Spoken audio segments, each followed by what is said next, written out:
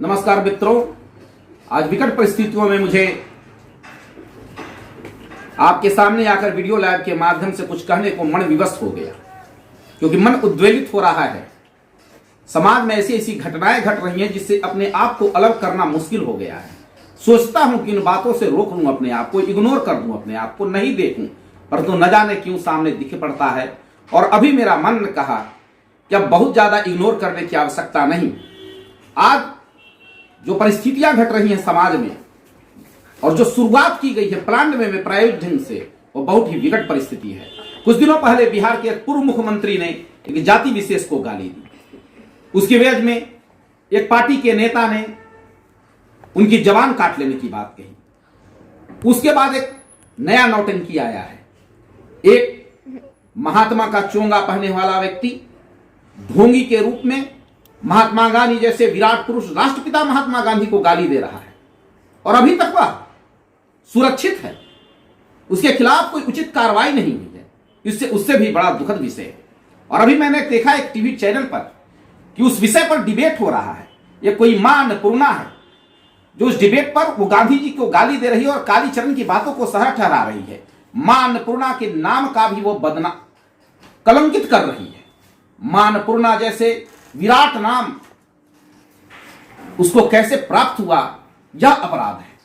मां अन्नपूर्णा का नाम धरकर कालीचरण जैसे लोगों का समर्थन, और कालीचरण एक 8वां पास व्यक्ति है जो निरामूर्ख व्यक्ति है, और वह महिलाओं के वस्त्र पहनकर मानसिक पागल गांधी जी को चढ़ के मंच पर गाली देता है धर्म संसद पर। अरे धर्म संसद क्या होती है? धर्म संसद वह है भारत का जिसमें धर्म के नाम पर विचार और विमर्श हो, धर्म के नाम पर तर्क और वितर्क हो, और उससे जो सारांश निकले वो आम जन उससे लाभान्वित हो पावे। मैं यह जानता हूं कि भारत की एकता और अखंडता रामचरितमानस के महाकाव्य में निहित है, जिसमें रामचरितमानस बाबा गोस्वामी तुलसीदास ने लिखा है प्रथम पंक्ति की वर्णानाम अर्थ संघानाम रसानाम छंदसामपि मंगलानाम च करतारो वंदे वाणी नायको, और रामचरितमानस की अंतिम पंक्ति कि काम ही नारी पियारी जिमी लोभई प्रिय जीवदाम तैसे नाथ निरंतर प्रिय लागहि मोहि राम। वह राम एक चरित्र है और उसको आत्मसात किया है हिंदुस्तान ने, और हिंदुस्तान की वह कड़ी को आत्मसात किया है जो परंपरागत लोग हमारे रहे हैं, जो देश की आजादी में योगदान दिए हैं। परंतु जिस तरह से यह नया प्रायोजित ढंग से राजनीति की जा रही है, इस बात को वो मालूम कर ले।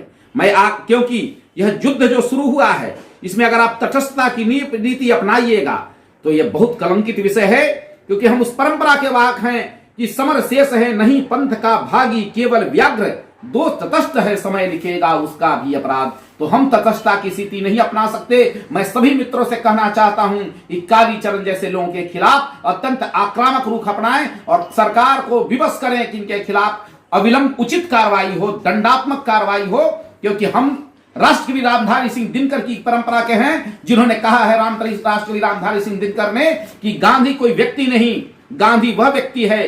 गांधी का वह इतना बड़ा विराट व्यक्तित्व है कि ग्रीवा तक हाथ न जा सकते, गर्दन तक हाथे नहीं पहुंच सकती, उंगलियां न छू सकती ललाट, उंगलियां ललाट छूने की उंगलियों की शक्ति नहीं है।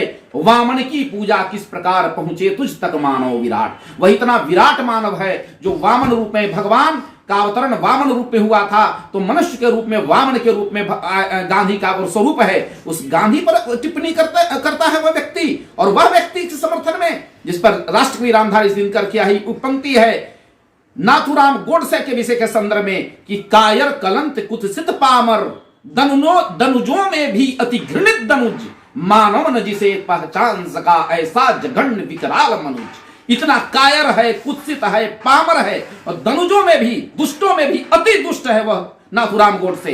यह राष्ट्रपिता महात्मा गांधी के संदर्भ में कहने वाले राष्ट्रकवि रामधारी सिंह दिनकर की पंक्ति है कि कायर कुत्सित कलंक पामर दनुजों में भी अति घृणित दनुज, मानव न जिसे पहचान सका ऐसा जघन्य विकराल मनुज। वह ऐसा जघन्य विकराल व्यक्ति था जो समाज में जिंदा था और समाज उसे पहचान नहीं पाया। अगर उस समय का समाज उसको पहचान लेता कि इतना दुष्ट व्यक्ति हमारे बीच में है, तो वह देख नहीं पाता समाज गांधी के बारे में कल्पना क्या, गांधी के स्पर्श नहीं कर पाता।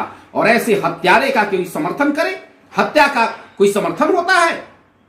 आपका अगर कोई व्यक्ति जो समर्थन करता है उसके बारे में सोचे कि पक्ष और विपक्ष, न्याय और अन्याय, नैतिक और अनैतिक पर बहस हो सकती है, उस पर कार्रवाई हो सकती है, लेकिन निर्णय लेने की क्षमता, किसी की हत्या करने का अधिकार किसी को प्राप्त नहीं है। इसलिए मित्रों से मेरा अनुरोध है कि व्यापक ढंग से विरोध करें और हिंदुस्तान की गरिमा, एकता, अखंडता को बनाए रखने के लिए हमें आगे आना होगा। यह विकट परिस्थिति है, इस विकट परिस्थिति में हमें और पुरजोर तरीके से अपने आप को सशक्त कर, मजबूत कर इस देश की एकता एवं अखंडता के लिए समर्पित करना होगा।